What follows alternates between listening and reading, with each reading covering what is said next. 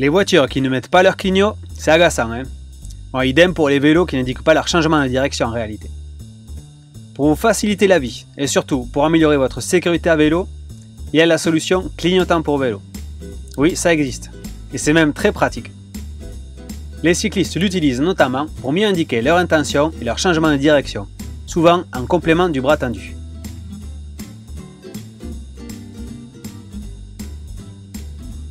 Les clignotants montés sur un vélo, ça peut vous être utile.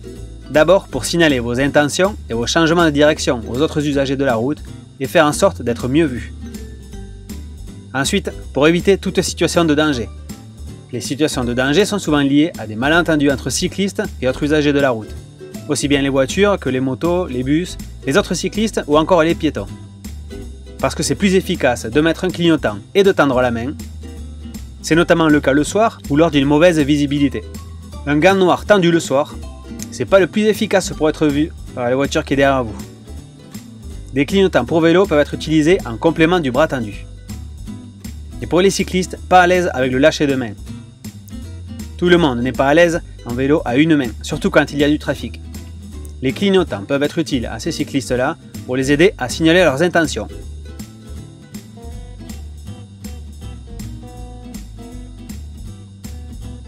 Il existe des solutions très variées de clignotants pour les vélos. Ils sont généralement à pile ou à batterie.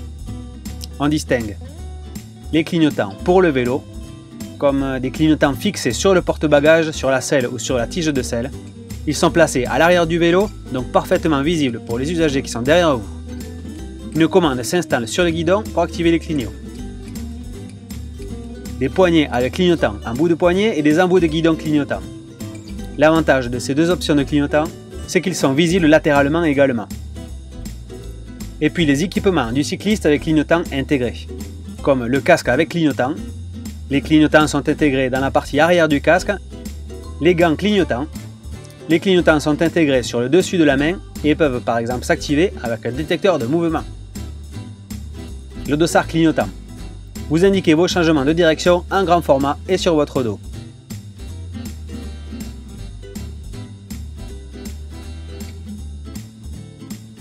Continuez à regarder derrière vous, même avec des clignots.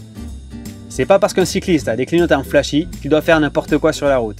Il faut toujours se déplacer avec un maximum de vigilance en vélo, vous le savez certainement. Donc à l'usage et sur la route, il faut continuer à regarder derrière vous avant tout changement de direction. Qu'on signale son intention avec le bras ou avec des clignotants. Regarder derrière, c'est indispensable pour voir si un véhicule n'est pas en train de vous doubler par exemple. Enfin, on dit regarder derrière, mais c'est plutôt jeter un œil par-dessus son épaule. Notez qu'un rétroviseur pour vélo vous évite de tourner la tête. Ça peut être pratique sur une route assez fréquentée ou pour certains cyclistes. Voyons comment monter des clignotants sur un vélo. Ici, on a choisi de monter le modèle Feu stop et clignotant sans fil pour vélo Q-Light. C'est un éclairage vélo associant un éclairage classique, rouge, pour signaler votre présence, des clignotants et des warnings, et un feu stop, qui s'enclenche quand vous freinez. Bref, un feu complet pour la sécurité à vélo.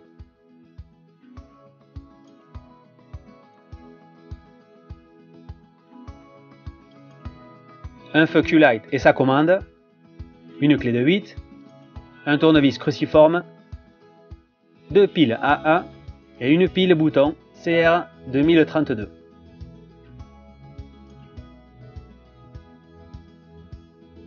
Cet éclairage est fourni sans pile.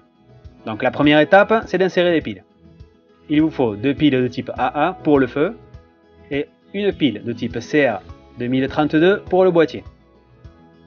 Ouvrez le feu et le boîtier et placez les piles à l'intérieur. Pour le boîtier, le plus doit être vers le haut. Refermez ensuite les deux éléments.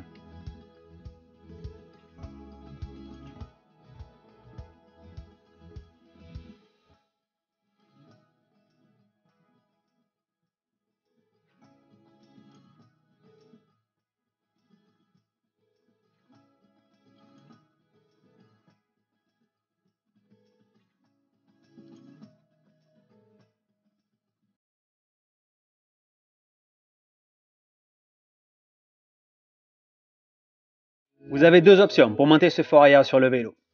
Premièrement, Vous pouvez le monter directement sur le porte-bagages si votre vélo en est équipé. Vous passez les 2 tiges filetées au travers des trous pour feu du porte-bagages. Vous mettez les écrous et vous serrez convenablement avec une clé de 8. Deuxièmement, si vous n'avez pas de porte-bagages, vous pouvez installer ce feu sur une sacoche de selle prévue à cet effet, à venir fixer sur la selle ou sur la tige de selle du vélo.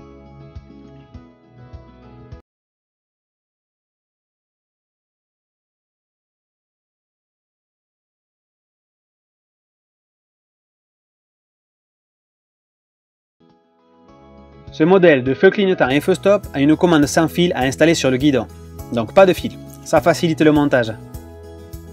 Il suffit de venir placer la fixation autour du guidon, du côté droit du vélo, près de la poignée. La commande doit être accessible facilement, mais ne doit pas gêner votre main.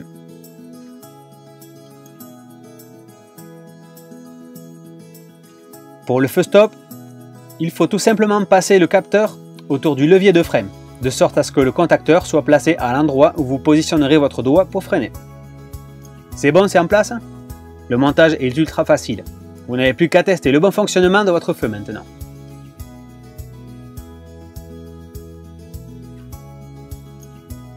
Le feu stop avec clignotant sans fil Q-Lite, c'est un peu le couteau suisse des feux arrière. Il combine un feu arrière classique, un feu stop, des clignotants, des warnings et un catadioptre.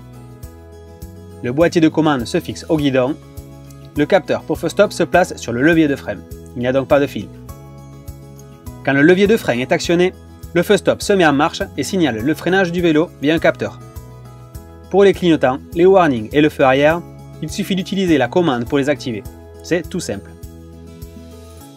Le Q-Lite est un feu arrière à pile à monter sur la fixation pour éclairage du porte-bagages ou sur une sacoche de selle de la même marque. Ce feu arrière sans fil fonctionne jusqu'à 4 mètres entre la commande et le feu. Ça veut dire que vous pouvez le monter facilement sur un tandem, sur une remorque vélo ou sur un vélo enfant tracté par une barre de remorquage par exemple. C'est pas mal pour votre sécurité. Question autonomie, il est annoncé une autonomie de 96 heures en mode fixe et 144 heures en mode clignotant. Les clignotants à vélo représentent une très bonne option pour augmenter la sécurité du cycliste à vélo. Mais cet équipement n'a rien d'obligatoire. L'important reste de toujours bien se faire comprendre quand on est en vélo, notamment à l'heure de changer de direction.